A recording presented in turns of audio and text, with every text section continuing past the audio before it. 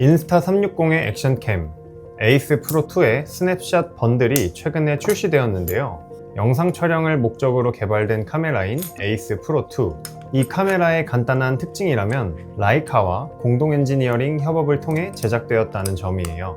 오늘은 서울의 구석구석을 산책하며 이 카메라로 찍었던 사진들과 함께 이 카메라가 과연 사진기로도 사용할 만한지 직접 사용해보고 느꼈던 장단점들을 소개해 드릴게요.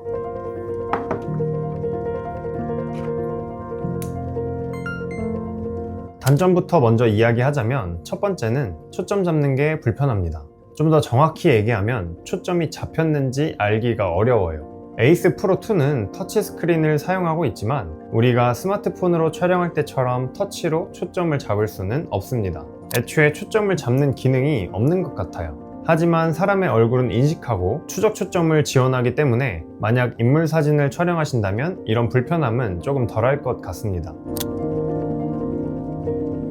요즘엔 웬만한 스마트폰도 근접 사진 촬영 기능이 모두 탑재되어 있다 보니까 짧은 초점 거리가 익숙해져 있는데요. 에이스 프로2는 초점 거리가 짧은 편은 아니에요. 만약 짧은 초점 거리의 사진을 좋아하신다면 좋은 카메라는 아닐 것 같습니다. 정확한 최소 초점 거리는 저도 궁금해서 블로그에서 찾아봤는데 약 37cm 정도가 되는 것 같더라고요. 다만 제가 공식 홈페이지에서 찾은 건 아니라서 정확하진 않지만 제가 사용해 봤을 때도 체감상 35cm에서 40cm 정도 되는 것 같았습니다.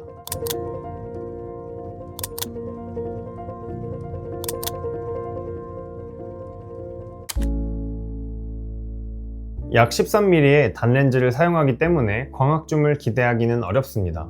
다만 해상도가 전작에 비해 20메가픽셀 증가한 5000만 화소로 높은 화소수를 활용한 디지털 줌이 가능합니다. 디지털 줌은 아시다시피 화소수 손해를 감안하고 사용하는 기능이다 보니까 50메가픽셀 설정에서 촬영할 수는 없고 12.5메가픽셀 설정 후에 사용할 수 있는 기능입니다. 줌이 안 된다는 점은 다소 답답하게 느껴지기는 하지만 액션캠이 메인인 카메라에서 이 정도 기능을 생각해보면 오히려 좋은 게 아닌가 하는 생각도 들긴 합니다.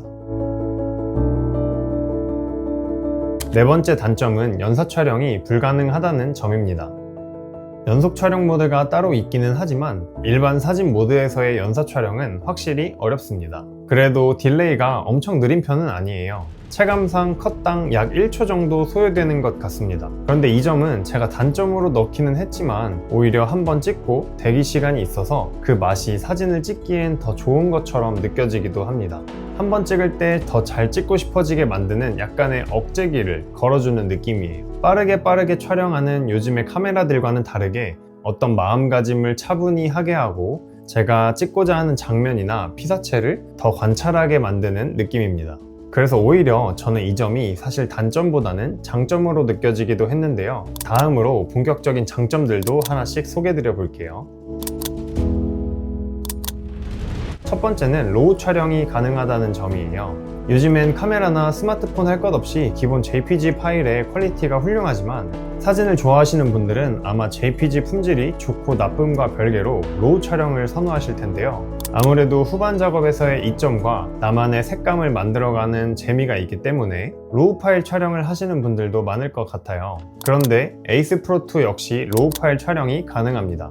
요즘엔 로우 촬영 사진 기능이 기본처럼 되어 있지만 영상 촬영을 메인으로 하는 액션 카메라에 사진기로의 기본기도 넣어준 것 같아서 꽤 만족스러운 부분 중 하나였습니다. 두 번째 장점은 라이카 필터입니다. 인스타 360의 에이스 프로 모델들은 사진계의 에르메스인 라이카와 공동 엔지니어링으로 제작되었는데요. 그래서 그런지 라이카의 필터도 사용해볼 수 있도록 기본 프리셋 목록에 준비가 되어 있습니다. 제가 라이카 카메라를 사용해본 적은 없어서 실제 라이카가 어떤 색감을 가지고 있는지는 잘 모르겠지만 그래도 이렇게 사용해본 라이카 필터는 꽤 예쁘게 느껴지더라고요.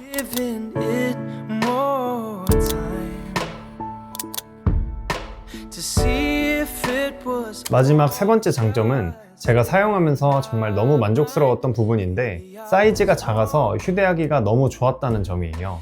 제가 사용 중인 아이폰 16 프로 맥스와 비교해봐도 절반 정도 되는 사이즈입니다. 물론 케이지를 모두 장착하면 무게는 좀 더 늘어나지만 휴대성을 생각해보면 여전히 이점이 있는 것은 사실이에요. 사이즈가 이렇게 아담한데도 불구하고 케이지 그립 덕분에 사진 찍는 건 오히려 스마트폰보다 편하고 맛이 좋게 느껴지기도 했습니다. 마지막으로 이 카메라에 대해 총평을 해보자면 에이스 프로2의 스냅샷 번들, 사진기로서는 한계가 분명히 있습니다. 하지만 그렇기에 더 매력이 느껴지는 카메라인 것 같은데요. 예전에 스튜디오에서 사진을 처음 배울 때 선배들이 저한테 50mm만 사용해서 사진을 찍어보라고 했던 적이 있었는데요. 넓지도 좁지도 않은 그 애매한 화각을 해소하기 위해 발을 열심히 움직였던 기억이 납니다. 그런데 시간이 지나고 보니까 그게 그렇게 매력적이더라고요. 그때 느꼈던 사진의 재미를 이번 에이스 프로2를 통해 느낄 수 있었습니다. 에이스 프로2 스냅샷 번들을 고민하시는 분들에게 좀 더 도움이 되기를 바라며 오늘 영상은 여기서 마무리 해볼게요. 시청해주셔서 감사합니다. Maybe I was wrong. Maybe it was